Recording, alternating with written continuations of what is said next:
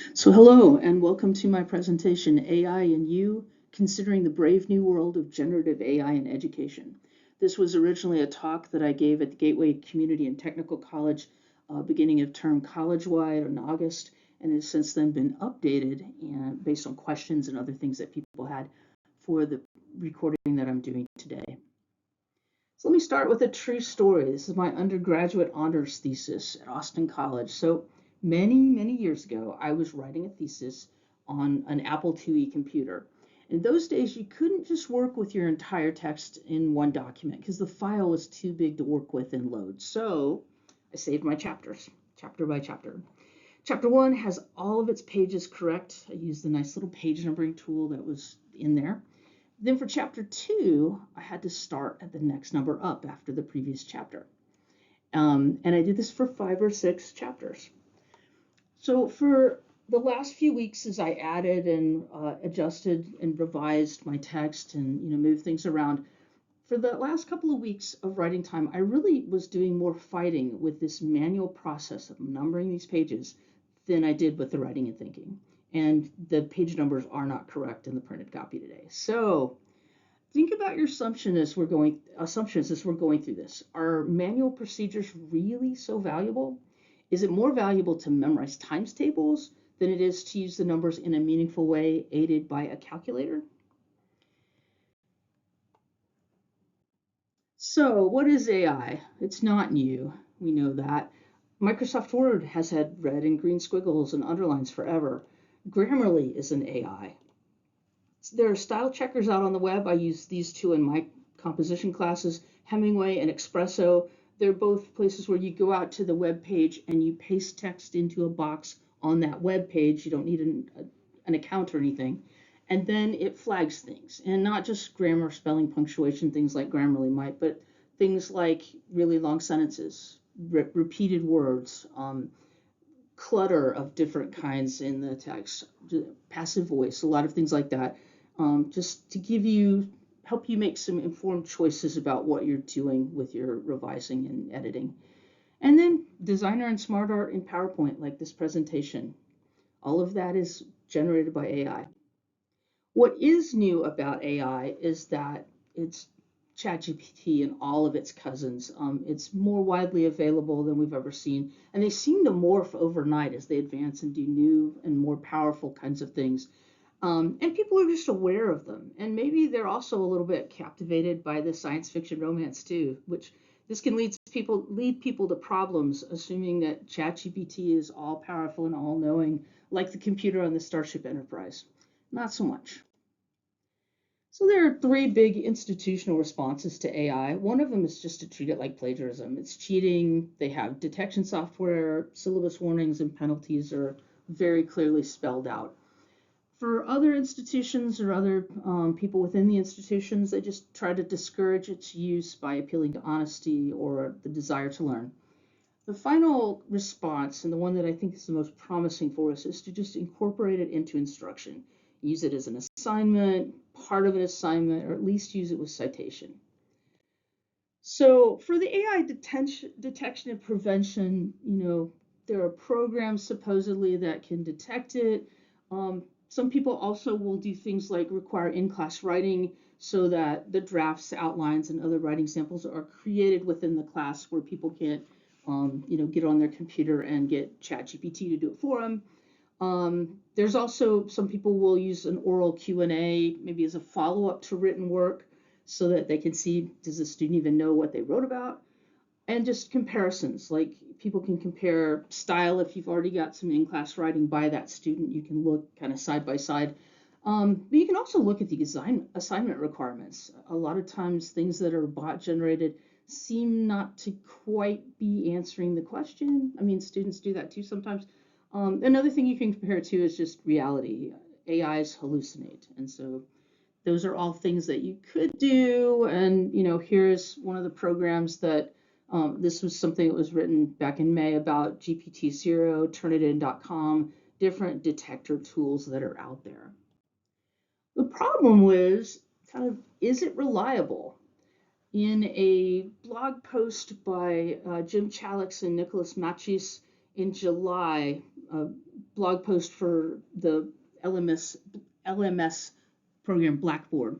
They wrote about this and they said, reliable detection is not a viable approach and provides a false sense of security at best.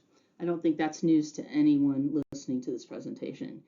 But the other thing that may be a little kind of out there for some people is whether or not it's equitable. And in that same blog article, the authors talked about AI detection disadvantages students with disabilities and those who are learning outside of their native language. Well, that said, you can always kind of ask programs to see what comes up. This was something that was turned into turnitin.com in the last couple of weeks, and you can see that on the right-hand side there, the AI detector is 100%. Now, I wouldn't, stake my life and reputation on this. I would not accuse this student of cheating. However, he and I are going to have a conversation because just listen to a little bit of it. Growing up as an elementary school and middle school student, my relationship with writing was a mixture of confusion and fascination. I viewed writing as a tedious process, mainly limited to school assignments. However, over the years, this view has evolved and my journey as a writer has taken unexpected turns. Through this narrative, so on and so forth. Clearly, very few freshmen would write something like this. And this isn't quite the assignment because it's a literacy narrative, and narrative does not happen anywhere in this paper. So there's another way that you can kind of detect it, and that's with different kinds of tools that monitor engagement. Brisk.com is one. There are other services. Google Docs has kind of a revision feature where you can basically look at the time that the student's been writing and what they spent doing. And you can kind of tell, if someone copies and pastes a whole page in there, probably they didn't write it. Like the detectors, it's really the start of a longer conversation with the student about their process and what they're doing, just like the conversation I'm going to have with my student here in the next couple of days. So another thing, the other approach, discouraging use by appealing to, well, what will we appeal to? Morality, self-interest, desire to learn, return on investment. Students are paying to take these classes, at least in college. What kind of arguments can we use? And I don't have a good answer for you here on this. But I will tell you, switching now to the third thing where you can integrate this into instruction. And so sample writing assignments. I want to show you one that I did this summer in an online class that I took where we were asked to write an email kind of memo in a particular situation to our boss, delivering some bad news, and then revise it using an AI called WordTune. And so it lets you kind of play around with the formality, with the different kinds of ways you can word things. And then they asked me to submit the original email and the revised one and a one paragraph reflection that sort of talks about the choices I made and what I noticed about the AI and things like that. And so what I found when I did this is that sometimes WordTune suggested wording that was the exact opposite of my meaning. Sometimes they suggested things that made no sense. Sometimes the alternate wording, I didn't use it, but it sparked other words and other ideas, a better word than I was coming up with on my own. And then I'm quoting here from my reflection. I said, I did like some of the suggested changes though. The AI included ideas I hadn't considered, like to ensure the accuracy and quality of our work. They softened the bad news without making it a lot longer and made it more professional. But I did cut some of the added formality that seemed redundant in both of my versions.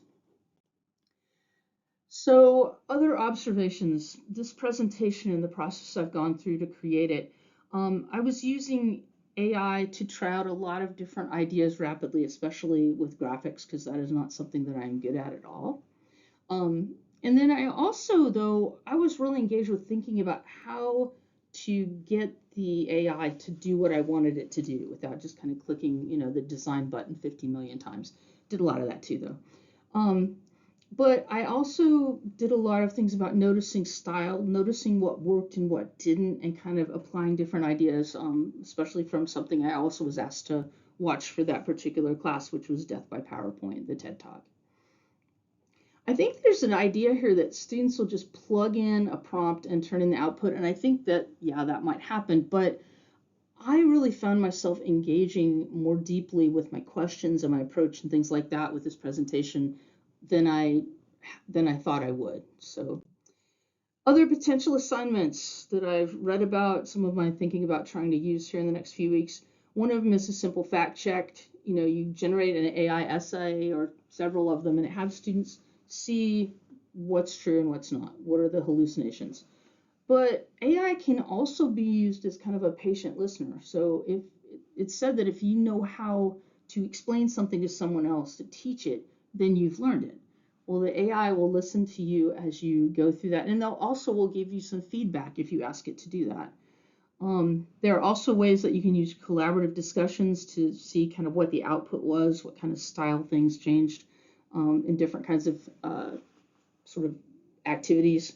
And then finally, the AI can be used as a tutor or an explainer. So, and this isn't just for undergraduates. I've seen some programs out there that will do it for, pretty hefty journal articles in a discipline. Maybe you're not an expert in that discipline, but you're being a little interdisciplinary as an academic, and it can dial down the difficulty for you or just explain it, the complexities of it in a way that someone might be able to get it.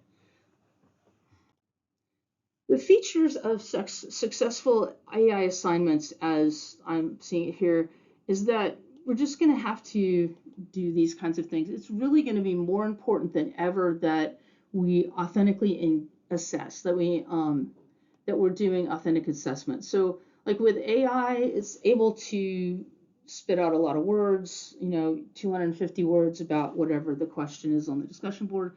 So, with that kind of a thing available to students, we really have to make sure that what we're asking them to do is worth doing. It's critical thinking kinds of things, certainly, but another way that you can kind of circumvent AI cheating, if you will, a little bit, is to ask for personal perspectives. Certainly self-reflection, like the assignment that I just showed you, where you ask students to kind of look and see what they notice about the AI itself. And then also because of the way that some of the AIs, particularly ChatGPT, work, they've kind of been cut off from the internet unless you've got one of the really fancy paid versions. So if you either do things where there's less historical data, or it's more current, then or future prediction kind of things, then you may be able to. People would have to sort of do that in order to, and they'd have to engage with the assignment then. One of the things I'm planning to do with my classes is actually make sure that the projects I'm having them do have some kind of personal connection to them and some kind of local connection. I did that last year with an argumentative project, and it worked really well. I had people, going out to food pantries and things and volunteering, and then that became part of the data that they reported in their research paper or project. So I can still hear some people in the audience saying, well, I would never allow students to use this tool. Well, if you've ever given students sample essays or templates like phrases to help people who may not be familiar with a particular genre sort of know how to make the moves that need to be made in that kind of genre, if you've ever given people examples or just any way that you've ever shown students what a successful assignment looks like, then maybe you have already done this in a sense. I want to turn now to some sample syllabus policies. It seems to me that there are four approaches here. One is just kind of informational, help students understand what it is, so they do that. I'm going to talk a little bit about class negotiation and agreement because I actually did that in my class this term and just got done with that.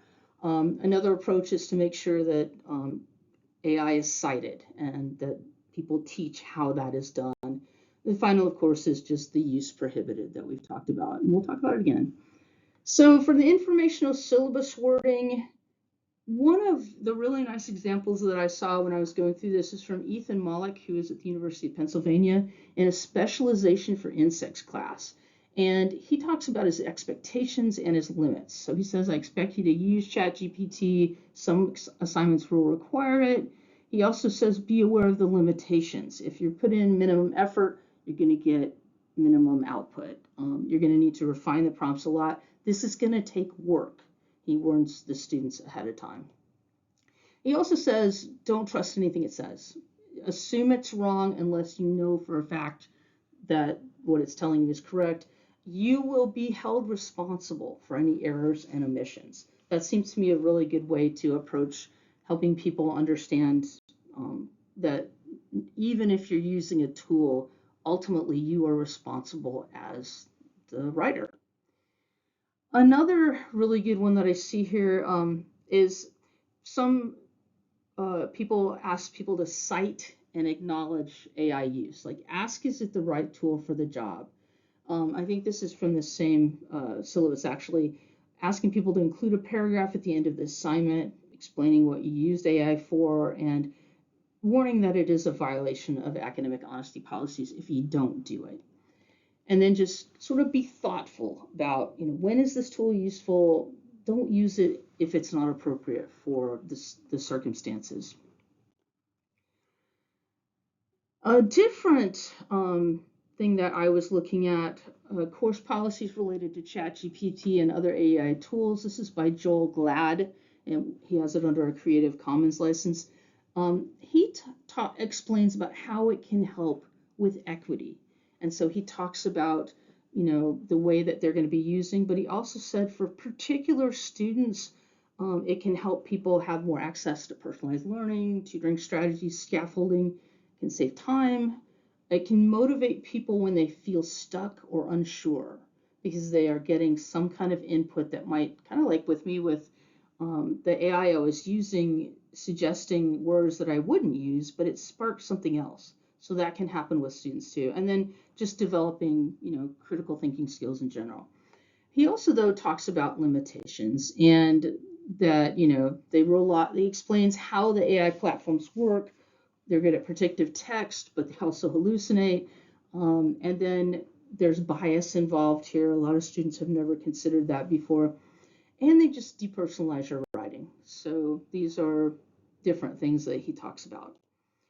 I want to talk now about some, because I had a question about this when I gave this talk in person, about using negotiation and collaborative agreement in a class to decide what the policies are going to be. So in my class, I left a space blank at the kind of top of the class policies and said, we're going to work on this in class. And so my students always will make kind of a list of things that make a class work or make them not work. And from that, we come up with 3 or 4 kind of things that we find that are essential to make the class good. I also use the Charter for Compassion as part of the input for this. So students have read that before we have this conversation. And so this is what my classes came up with this time. The first sort of point, there are 4 of them this time. One of them was to make the class a safe place. And then they did that, and then they had different examples that they created as part of the collaborative thing in all of my classes. And then I took all of this home and I kind of distilled them down. I used a lot of the things that every class had in common, but I also occasionally would throw in one that was kind of, it was the only example like it, but it was really kind of interesting and I wanted to see what the other classes said. So I brought these back into the class after the next week and we read through them and reviewed them and made any fine tuning that needed to be made, and then we put it into the syllabus. So anyway, this is what my syllabus says now. The safety part, listening with an open mind, using respectful language and taking responsibility for our words, actively trying to understand someone's point of view even if they disagree, and keep confidential anything that was shared during class that could be misunderstood outside the context of the class conversation. Another thing that we did, we talked about being present for one another, and that meant things like being quiet when others are speaking, use our body language to show that we are paying attention, stow our phones and other devices in our bags so they don't become a distraction, and not having games or other extraneous tabs. Freshmen just have to have like 50 million tabs open on their computers all the time. So trying to have them remember to close out of everything but what we're actually using in class. And if it becomes too distracting, fold the screens down. We all agreed that we would do that. This is the part where I think the AI comes into play. Everyone said that they wanted people to pull their weight. Everyone needed to engage fairly in the work of the class. So that means being prepared for class, having notes, having assignments when they need to be used in class, sharing labor equally in the group work that they do or any projects they might do outside of class, actively engage in the collaborative discussions and projects that I have them doing all the time in my class, and finally, doing their own work. And then under that, the AI bot statement that I had for them. So, and then the last one, of course, is just to actively work to promote our classmates' learning and well-being. This is a lot from the Charter for Compassion. Encourage and check in with each other, use reminders if people forget some of the agreed norms, like, having your phone out and stuff. Being generous with our feedback, that's especially important in a writing class. And finally, sharing our ideas and knowledge freely so everyone can benefit. So my AI bot statement is one that I wrote. This isn't really something that we did as part of the class. I put it in there and this is my explanatory statement, that they seem like magic because you ask the right question, you get something that looks superficially like, some kind of school assignment. And I say superficially because AI generated text usually doesn't meet the assignment requirements. That's been my experience. AI bots also hallucinate and make up things. They reflect the biases of their data sets, and they aren't really thinking at all. They're predicting what an answer to a prompt should look like. So my first ground rule for them was just don't let AI do your homework. But then I go on to say some uses of AI can be acceptable and even educational, and these are the three that I have. One is brainstorming and idea generation, and that's something that we're going to be doing here in the next week in one of my classes. Give some examples of that. Another is language enhancement and revision, and that's really what my example earlier that I did in my class this summer was all about. And then a third one is translating and explaining ideas, and I've also talked about that a little bit already. This is especially helpful for non-native speakers or anyone who kind of needs help understanding a particular text. Then I go on in my statement to say, in other words, AI tools should enhance rather than replace your own work. You will need to review, edit, and verify AI-generated content for accuracy. And if you do use AI tools for any part of an assignment, you need to cite them. And so I'm going to have them add a statement that tells the reader these things: which tool they used, what text or ideas were generated or improved by the AI, what prompts they used to get that text, and how the output was used in the work. And I also remind them that they would need to include this information on a works cited page. This is, I have in my syllabus a link to the APA and the MLA guidelines for that, and we are going to do that as a class actually this week. I also have at the end of this policy, if you did not use AI for any part of your work on an assignment, I'd like you to include a statement saying that. So prior to the works cited page or at the end of your paper, just write no content generated by AI technologies has been used on this assignment. So that kind of leads me into the use with citation. I have a couple of examples here of other syllabi that use it. Some of them sort of have examples of attribution language, what they need to do there. And then I also have gone out to the MLA, and I'm actually going to use some of this in class. You have to use citation when you take anything that's paraphrased, anything you quote, or anything where you take information from the AI and you cite it by the shortened prompt rather than the title, maybe like you would do for a web page. You also need to cite functional use, which is where you acknowledge it in a note, things like editing, revision, translating. And then reminder that you have to verify and double check any information, especially about things where it might generate, a sample research paper for you. You have to double check and see that the sources actually exist and say what the AI thinks it says or says that it says. So these examples came from the MLA kind of examples that they have right now. If you ask ChatGPT to describe, something in the Great Gatsby, and then you refer to it in your paper, then you can see here, maybe you can't, but in the paper, they used describe the symbolism, which was the prompt, kind of in quotation marks and in parentheses at the point that it's used in the text.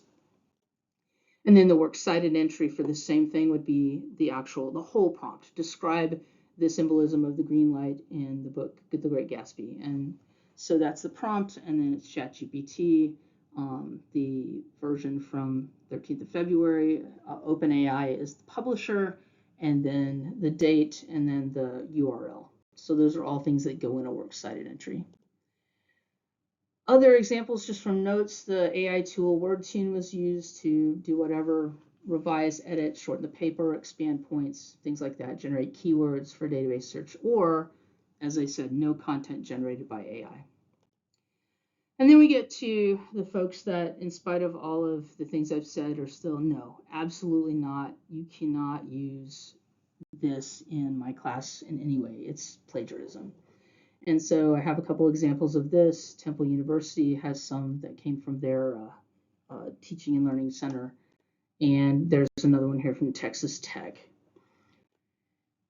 So, but something to think about is, do you already use this technology yourself? I talked earlier about PowerPoint Designer. You have all of these different things, and then you click the designer button and you can get a lot of different options. And certainly I wasn't aware how many ways you could put pictures on a slide until I started using the designer. And then it helped me kind of understand when I clicked and tried to change things where to go, where I would have been super overwhelmed trying to learn this for myself. Another question to think about is, would you, if it made your life significantly easier and let you focus on what you would like to focus on, which, if you're a teacher, it's your students and the content that you're working with in class. So the LMS Blackboard has recently released something. I am quoting from again the same blog that I used a little bit earlier, where they're introducing the AI design assistant, and it's a lot like the PowerPoint Designer. And what it does, it can do things like generate questions based on the content of the course, generate rubrics, create banner images for modules, maybe sort of create an outline, a layout of the modules that you're going to want without your having to do that manually. And so they talk about this. By eliminating the grind of starting an assignment from scratch, this frees up more time for the instructor to review the tasks through an authentic assessment lens, creating an efficient process which maintains academic integrity. Again, this is Jim Chalitz and Nicholas Machis. And then another thing that they said in there is that it kind of gives inspiration to structure the course in alignment with their course syllabus and their learning outcomes. It's also beneficial for instructional designers, as it allows them to focus their time at a higher strategic level rather than on time-consuming production tasks, like finding pretty pictures, finding fonts that do what you want it to do and have that be consistent throughout an online course or a course that is in the learning management system. So the last thing I want to talk about here is just considering literacy itself. And this is something that I ran across this summer when I was thinking about this. Dr. Maria Anderson says, in the 1800s, instead of books becoming more widespread, what if instead of that, somebody had come to the people of the 1800s with YouTube as an option and all the videos available on YouTube? Would reading and writing have become the foundational basis for our education system? Because humans were not made to read and write. Humans were made to talk to each other, to learn from each other, to ask each other questions, to observe. So my last slide here, this slide, and this was on the beginning as well, I used a slide AI called Gamma. The only useful thing I got out of it was this awesome picture. So I do want to give it credit. In my regular presentation, I would obviously be asking questions, but I'm doing this as a recording, so not so much. And then I do have on these slides, if you want to reach out to me, I'll be happy to send them to you, different resources that we have. Some are, things that we have at my community college gateway, and some podcasts that I've found really helpful. Teaching in Higher Ed has a ton of really good podcasts, and these are two that were influential on me this summer as I was thinking about this. I've joined a lot of Facebook groups. Your mileage may vary on some of these. Some of them have a lot of scams in them. Hey, we can teach you how to do X, and then you will never have to do that task again as a teacher. But some of them are really kind of interesting. And actually, the syllabus information that I got, a lot of it came from the Higher Ed Discussions of AI Writing group. Syllabus policies, I want to give credit to them. Lance Eaton had some syllabi policies. I think that's what I was just talking about that I got out of that Facebook group. And that's where Ethan Mullick and Ryan Baker from Texas Tech. I didn't have that in my slides, sorry. And then Joel Glad was another one. And then the Temple University Center for Advancement of Teaching and their sample syllabus statements. Last thing here is just the blog post that I've mentioned several times. It's called The Importance of Empowering Instructors for Responsible AI Adoption, and it's by Jim Chalix and Nicholas Machis from 20th of July, 2023. So thanks for coming to listening to my talk, and I hope to hear from some people if you have questions or ideas or anything. Thanks.